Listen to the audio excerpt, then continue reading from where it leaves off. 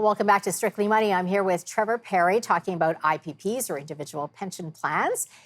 Trevor, let's run through some of the what ifs, right? So, what if you have irregular business income, which I think is common for a lot of entrepreneurs? Would an IPP make sense? I think they should look at it. But again, it's a question. There's some planning issues and some behavioral issues. Are they good savers? What does exit look like? If the plan is to, if it's a stable cash flow business and they are paying, the higher rate of corporate tax, maybe an IPP makes sense.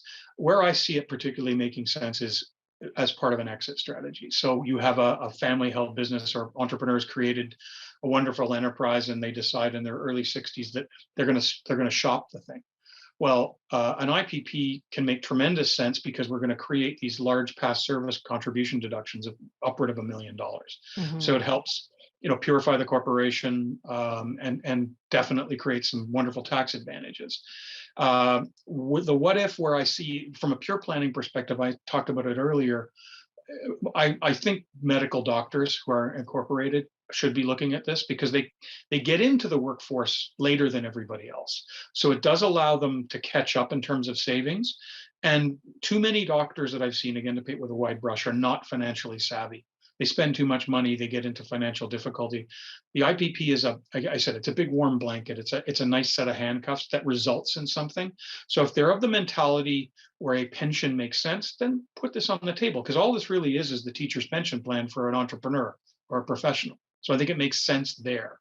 But there are other structures that work. I mean, an RSP, in my opinion, is probably for the vast majority of entrepreneurs and professionals a better structure from a tax perspective. Using corporately held insurance can work if you understand how to do that. That's the old London Life Freedom 55 model. It still works, particularly in an escalating interest rate environment. Okay. We did bring up a board on what you do upon retirement. So you have a couple of options with your IPPs, right? Annuity, Right. you can take the whole Yeah, thing. no, nobody does the annuity. I mean, Yeah. there's reason to look at it, particularly again with interest rates going up. Mhm. A lot of them turn it off, and that results in the plan wind up, and it kicks out a huge tax bill. And the government brought in measures a couple of years ago that make it extremely difficult, if not possible, to transfer your plan. Because you used to see that where they would set up a plan and move it over, and there was a lot of bogus planning. There's court cases on it, but that's been shut down. The CRA and the Department of Finance tends to do surgery with a sledgehammer when they see abusive use. So that was all about. Okay. Or you keep it going. And we find that particularly with professional corps, particularly dental corps, they may sell the dental corporation. You want to have an eye towards that because you can move. You just simply have two sponsors, a sister co and the DPC, the Dental Professional Corp. And in essence, and I'm summarizing, the original plan sponsor falls off after a period of time, and the new company just continues as we're sponsoring the plan. Okay. So they're flexible. Okay. Trevor, we have less than 2 minutes until the next break. I want to talk about PPPs. This is personal pension plans because it's been touted as an alternative to IPPs with more flexibility. Yeah. What are your thoughts on PPPs? They're an IPP with a trademark on them, and that they are being marketed as a solution for a problem that does not exist.